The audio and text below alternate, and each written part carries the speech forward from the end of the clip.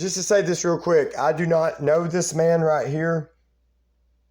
I've only heard him talk in court over a case with me in September 2015 in front of presiding judge, Judge Jerry Ryan. He said on his opening statements, the Bible tells us to take care of the fatherless and orphans. I do not know him.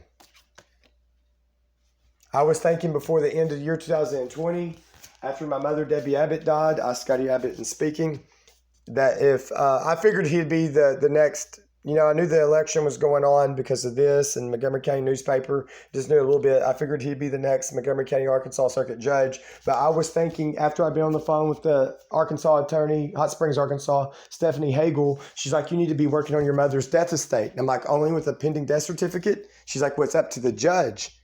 I was thinking if I waited till early the next year and he become the judge, I would need a motion for judge's recusal due to conflict of interest. I wasn't thinking about any potential custody matter, secret pregnancy with Dr. Michael Cogrove or anything like that at that time. Probably only to a limited degree, I was thinking about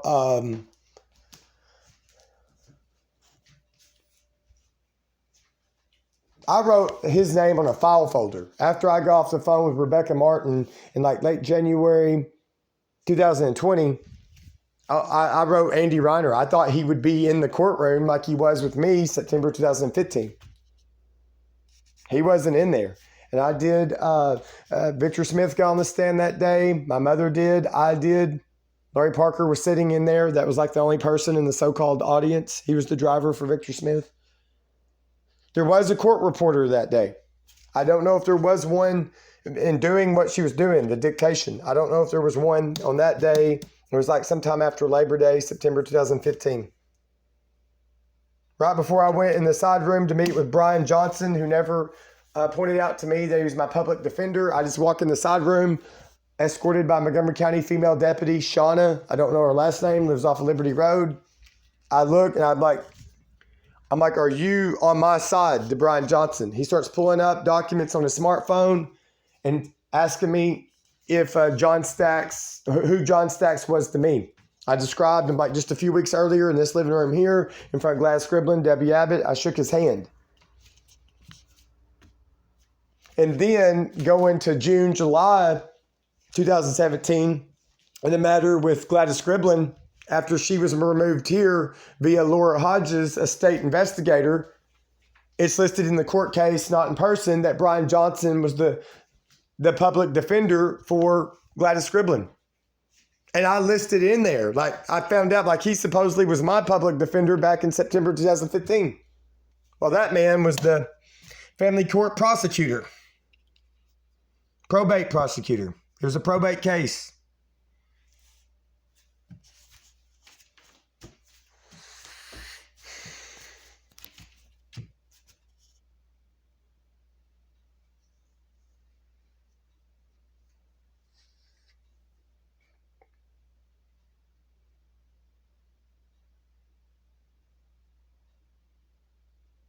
Surely I'm not going to be facing anything with child support. These phones have messed with my head, but I've had a level of accuracy with these phones.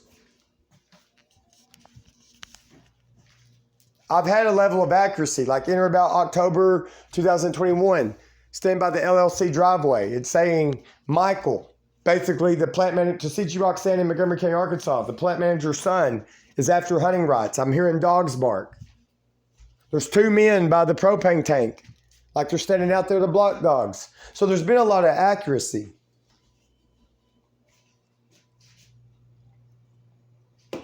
I don't know if I've had a biological child or not, but if I did, it had to be when that Dr. Cogrove did that surgery. She gained a lot of weight. There's a lot of other circumstances, and I won't list them off here.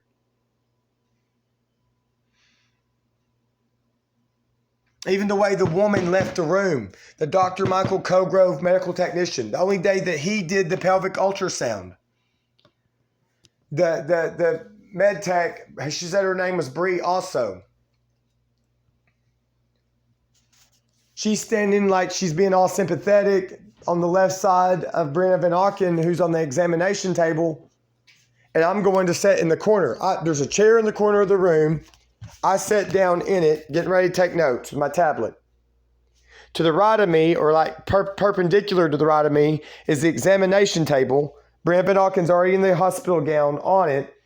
To her left side, standing in a sympathetic, supportive fashion, is the med tech of Dr. Michael Cogrove's Bree. That's the only time she ever went in a medical room with us. Any other time we met her was just to walk in her office and weigh on the scales. Anyway, I just say, right after I sat down, I just say out loud, I said, Brianna Van Auken thinks she may have endometriosis, which is cervical cancer. As soon as I said that med tech just drops her arms to her side, walks out of the room. The door's shut. She walks out of the room. I don't go over that until, it struck me as socially out of character, abnormal then. I didn't know what to think of it. And on that occasion, the Dr. Michael Cogrove, after he got finished, he comes up to me before he shakes my hand. He says, nothing is cancerous or precancerous. I shake his hand and said, thank you for being thorough. When he's going out of the room, what makes this memorable too, Brianna Van Auken, my then girlfriend, still on the examination table, as he's at the halfway point from her examination bed into the door to leave, his back's to her, she says to him, she says, thank you, Michael. In like a happy tone of voice. She says, thank you, Michael. I thought it was an improper way to address a doctor. She didn't even refer to him as Dr. Cogrove or Dr. Michael Cogrove. And to end on this, in case I do upload it, so many appointments before that, he told her, he's like, so you had 5 undocumented miscarriages. So what he said, and then without getting into the details here, I recount to him in person because I'm thinking he doesn't believe her. I tell him about what Brianna Van Auken showed me in this bathroom here by or before August the 2nd, 2018, when she showed me a mass almost the size at the end of my pinky finger. I described that to this man in person.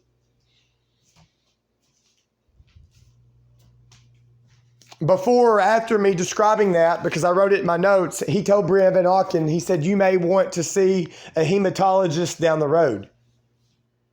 He is making it sound like she was having thick or clotty periods and she was confusing them as miscarriages. That's the way I took it. He didn't come right out and say that. Now, I will throw this out there. My grandmother leaves here May the 5th, 2017, in front of Laura Hodges, a state investigator, I guess with DHS, Department of Human Services. Well, within an hour or two after my grandmother leaves via ambulance to like Mena, Arkansas, I end up on the phone with Jonathan Cogburn. He tells me he's at a medical facility in Hot Springs, Arkansas with his then girlfriend, Brianna Van Auken, said she's facing a miscarriage.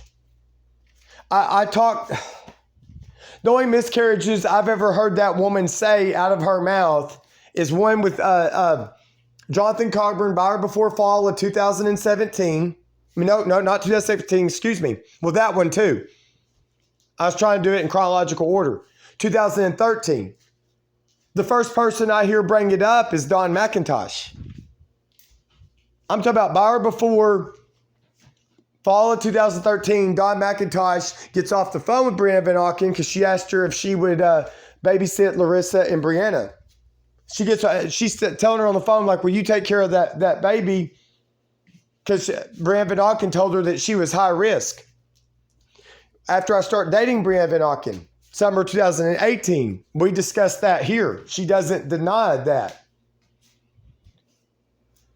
The next time is the May the 5th, 2017, a little later that year. I hear them both bring it up, Jonathan Cogburn and Brianna Van Auken. The only next reference I ever have to Brianna Van Auken having a miscarriage is what she showed me here by or before early August 2018. So that's 3. Jonathan, 2013. Jonathan, 2017. Then supposedly me, if she is right, August or summer 2018. But that I'm pretty sure he said the number 5. That Dr. Michael Cogrove. But he also told Brianna Van Auken, he says, you're not too old to keep having babies, and that he had a 3-year-old at home. He never said if he had a 3-year-old daughter or a 3-year-old son. Just said he had a 3-year-old at home. I have a feeling today, if that man, I have a feeling, a sneaking suspicion, I could be wrong. If he has children, they may not be biologically his. If that's the case, who would they be biologically? Jonathan's and Brianna's? I don't know. I do not know.